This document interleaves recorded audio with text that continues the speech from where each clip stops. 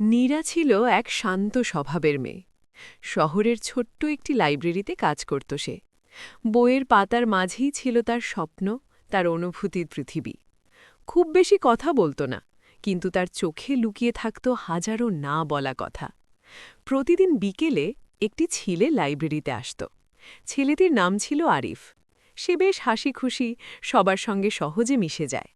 প্রথম প্রথম নীরা শুধু দূর থেকেই তাকে দেখত। ধীরে ধীরে আরিফের বই বেছে নেওয়া, চুপচাপ বসে পড়া সবকিছুই নীরার কাছে অদ্ভুতভাবে আপন হয়ে উঠল। একদিন হঠাৎ আরিফ নীরাকে জিজ্ঞেস করল, আপনি কোন বইটা সবচেয়ে বেশি পছন্দ করেন? নীরা একটু লজ্জা পেয়ে বলল, যে বইগুলো শেষ হলেও মনে থাকে সেগুলো। সেই দিন থেকেই তাদের কথা শুরু। বইয়ের গল্প থেকে জীবনের গল্প সবকিছু ভাগাভাগি হতে লাগল।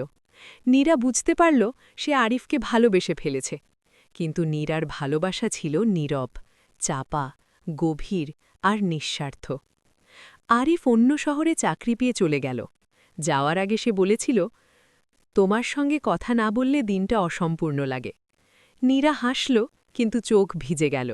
সে কিছু বলল না, শুধু মনে মনে ভালোবাসাটাকে আরও শক্ত করে ধরে রাখল। অনেক দিন পর এক সন্ধ্যায় আরিফ আবার ফিরে এলো। লাইব্রেরির সেই পুরনো কোণে দাঁড়িয়ে নীরার দিকে তাকিয়ে বলল, আমি বুঝেছি, যাকে না দেখলে মন শান্ত হয় না, সেই আমার ভালোবাসা। সেই মুহূর্তে নীরার চোখ দিয়ে নীরব ভালোবাসা ঝরে পড়ল অশ্রু হয়ে। কোনো বড় কথা নয়, কোনো নাটক নয়, শুধু এক গভীর অনুভূতির মিলন। নীরার ভালোবাসা প্রমাণ করল, ভালোবাসা সবসময় উচ্চ স্বরে হয় না, কখনো কখনো চুপচাপ থেকেও সারা জীবন পাশে থাকে।